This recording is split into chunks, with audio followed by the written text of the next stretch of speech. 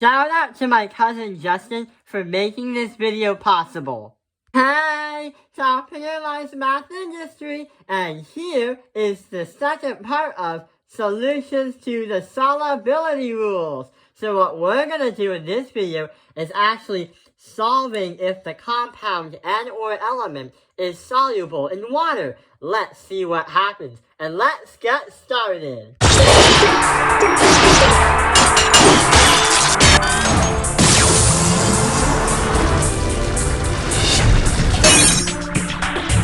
So first of all, we have these individual elements. Well, this is a compound.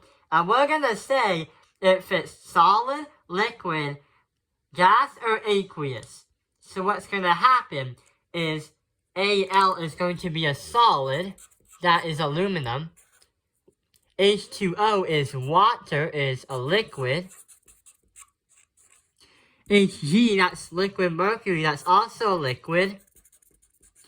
And N2, nitrogen, is going to be a gas. The thing is, not only we have to understand the states of matter, but also sometimes the problems are a little bit more complicated than that. Like, potassium carbonate? And what's this one? Beryllium phosphate? What? So what's going to happen is, we're going to see if these two are going to be soluble in water, or aka aqueous. So what we have to do is we can't do this without understanding and referring to the solubility rules. So here are the rules.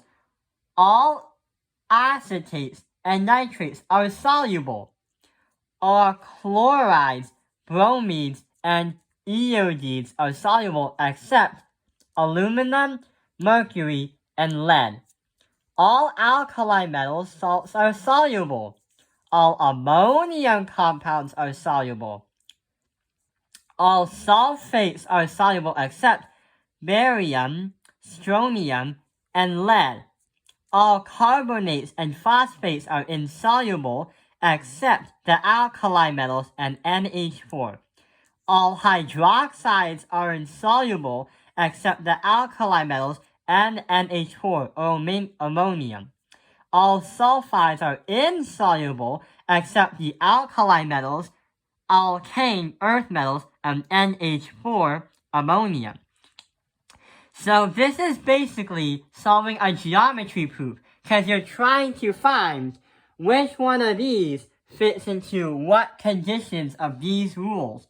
Also, what we also have to look out for is how many sentences a single rule has, because sometimes those sentences are going to have two sentences and have two conditions. We're going to say condition A and condition B.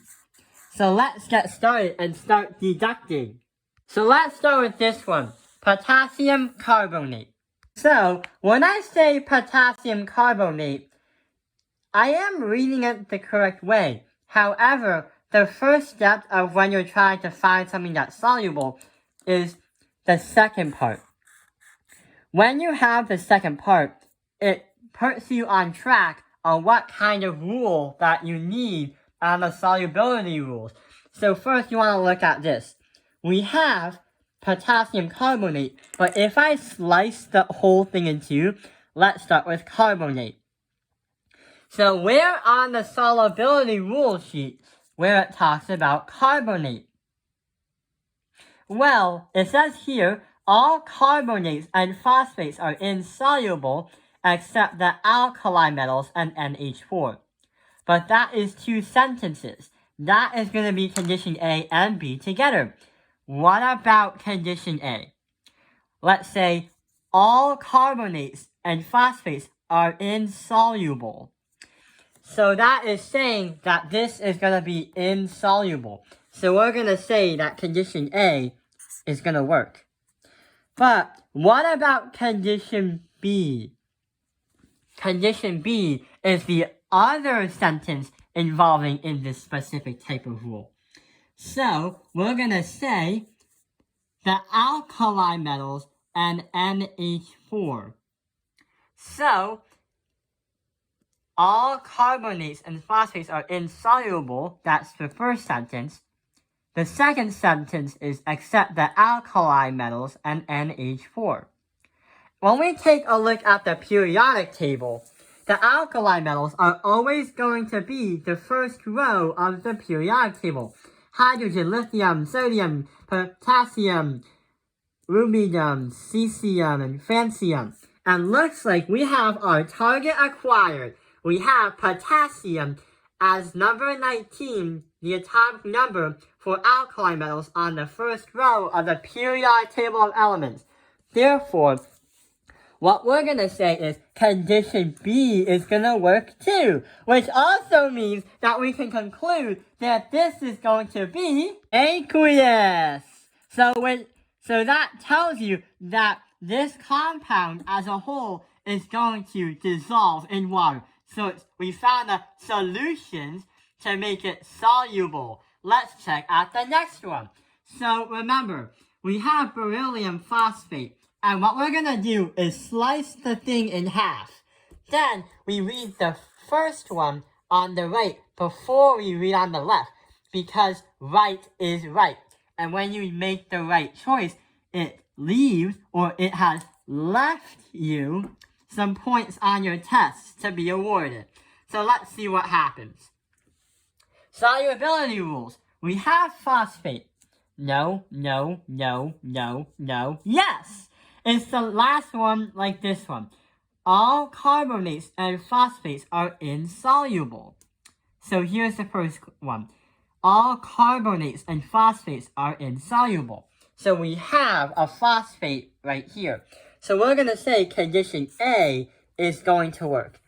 That's for beryllium phosphate 4. So what about condition B? In that specific rule that Justin has taught us, it explains the second sentence, except the alkali metals and ammonium, NH4. There is a little problem though. How do we know that beryllium is an alkali metal? What we have to do is find it on the periodic table of elements again. So here is the first row of the periodic table of elements. Hydrogen, lithium, sodium, potassium, rubidium, cesium, francium. The problem is, the first row is alkali metals, but it gives us a trick problem because it turns out that beryllium is right next to the first row. It seems to be on the second row, along with magnesium, calcium, strontium, barium, and radium. The problem is, the second row is not called alkali metals. It's literally called the alkali earth metals.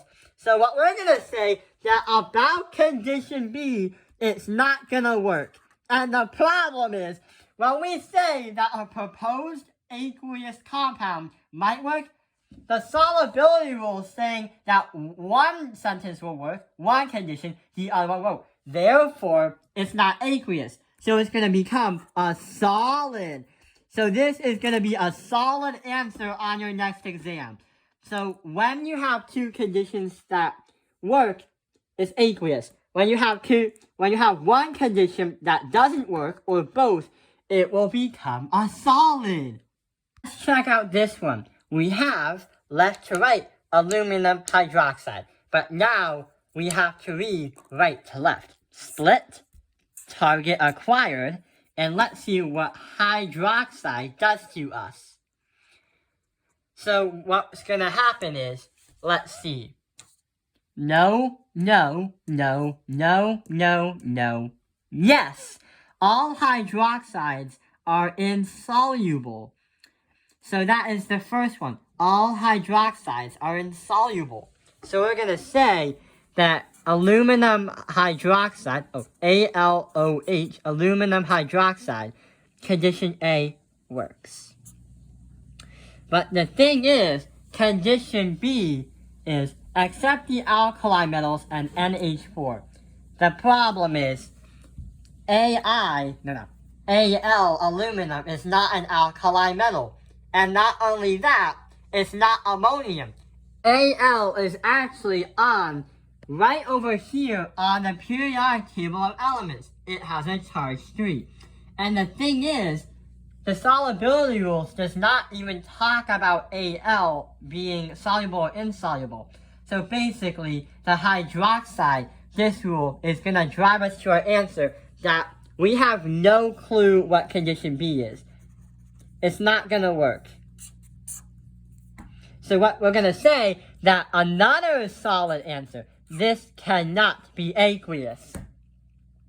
When you have a test tube and have these kind of reactions, you have water and the compound.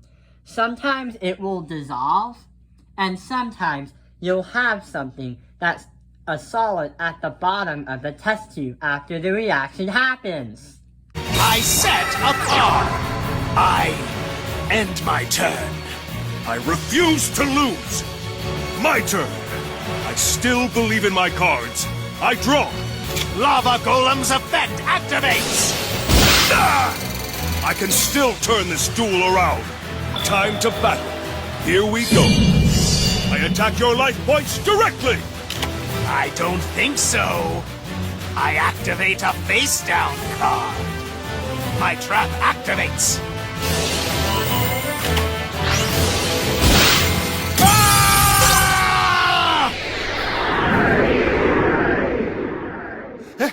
Impossible! No! I wouldn't have been victorious had it not been for the help of my cards and my... We have done it. Now we have simplified and understand how to get our solutions when you're doing the solubility rules. Understanding if a compound is soluble or not. When you're solving these, always take a look at the right one first, then search for a rule. If your compound complies to condition A and B, it's soluble. If it isn't, it's solid.